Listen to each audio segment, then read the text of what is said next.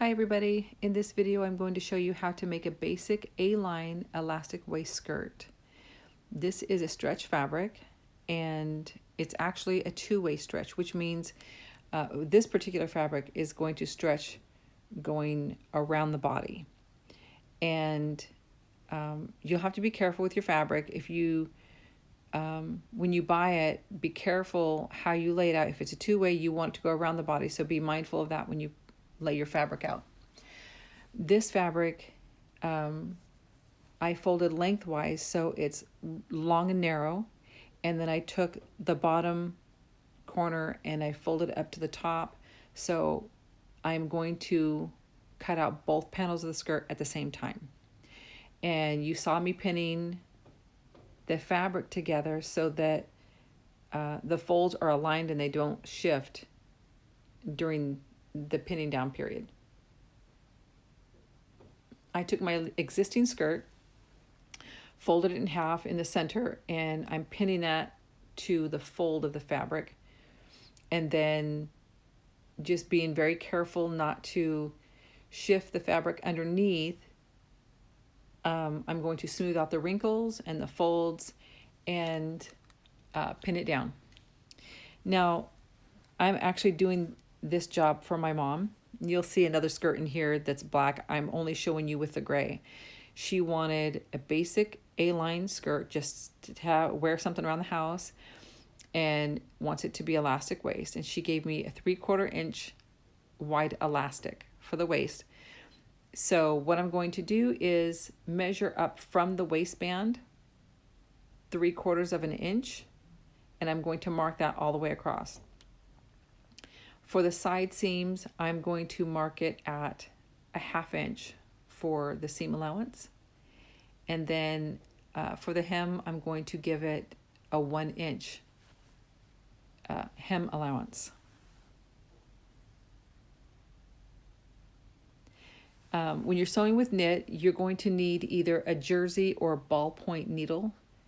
So be mindful of that if this is something you want to do. If the stretch does not go, if you have a two-way stretch and it only goes sideways, then you can actually use a straight stitch going down the sides of your skirt. But since I'm using my serger, I'm not going to worry about that. Serger you can use on length or width. So go ahead and cut out your skirt. It looks like I need a new rotary blade because I encounter some issues.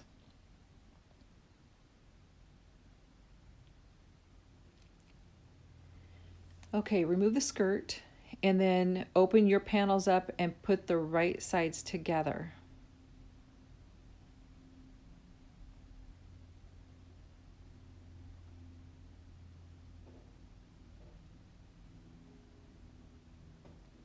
With the right sides together, you're going to sew them together on the side seams.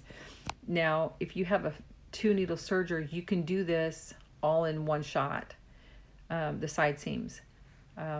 If you have a 3-thread serger with 1 needle, that is going to be more of a finishing serger, so you'd have to use a sewing machine and then go back to using the serger to finish the edges if you want to. If you don't have a serger, you can use a narrow zigzag or use one of your stretch stitches. That'll work perfectly fine.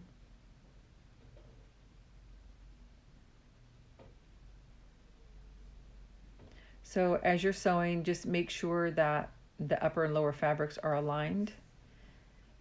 As forgiving as knit is, if you go too far off, you're going to notice it.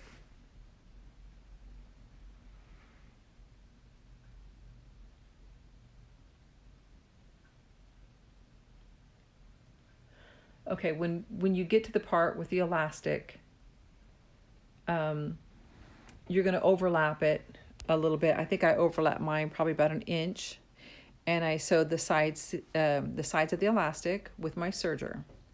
And then you're going to fold it in half and mark the folds and then fold it the other way, matching the chalk marks, and then mark the other two.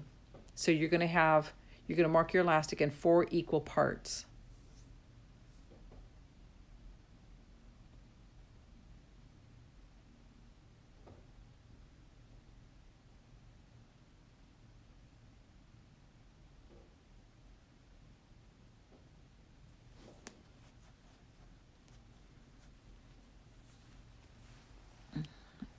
Okay, in case I didn't explain how to mark very well, just watch and hopefully you can get it that way.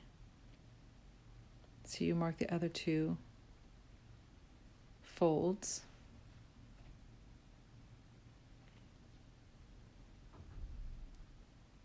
Now you're going to mark your skirt in 4s if you can't see the center front and center back folds. My fabric was folded so I can see where the folds are in the middle of the panels. So I matched the marks on the elastic, the chalk marks on the elastic, to the side seams and the center front, center back folds.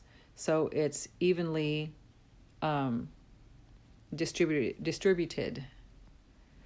Now when I'm sewing, I'm going to start with the lapped elastic. I'm going to start at that point, center back, and I want to make sure that my elastic is aligned with my waist, the edge of my waist. So I'm not going to have anything to fold over the elastic. It's not that. It's going to be completely even, and I'm just going to sew it together all the way around.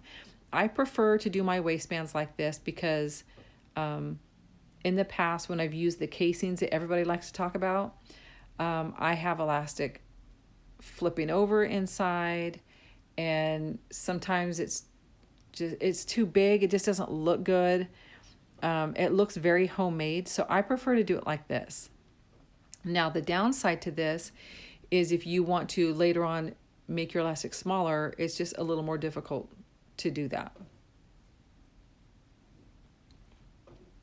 And I like working with knits because it's so forgiving that it's easy. But on the downside of working with knits, you have to use a zigzag. And I really don't like the way it looks. So, okay, here my elastic is sewn on, and I'm going to fold the elastic down so that the fabric is covering my elastic. And I'm doing a zigzag. I don't like zigzags, but I'd rather have the zigzag than a casing on the top of my clothes or my waistbands for my skirts and pants. This to me looks a little more professional, looks a little more clean.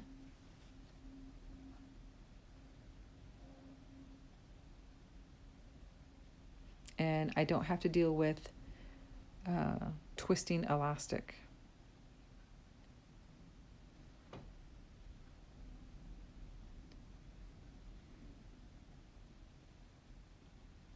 Okay, I'm going to jump ahead a little bit right here. Now, when I go to hem my skirt, I didn't mark it, and I didn't use pins. You can do it this way, or you can use chalk, you can use pins, whatever makes you feel more comfortable. I measured it, I flipped it over, measured 1 inch, and I started sewing. And every little bit, I would just double check my hem length or my hem width and keep going. So I measure and I sew a little bit more, and I measure and I sew a little bit more. Now you notice I didn't serge the edge of my knit, and that's because knit doesn't unravel like a woven fabric does. So in this right here, I am sewing it with a very narrow zigzag. I probably didn't really need to, as far as for fear of breaking stitches, because it is A-line. It's probably not ever going to get stretched, but just to be on the safe side, this is what I did. And it turned out really cute. She liked them. That's the hem and my elastic. So if you like it, give it a thumbs up. Don't forget to share, and don't forget to subscribe to my channel and check back for upcoming videos. Thank you. Bye.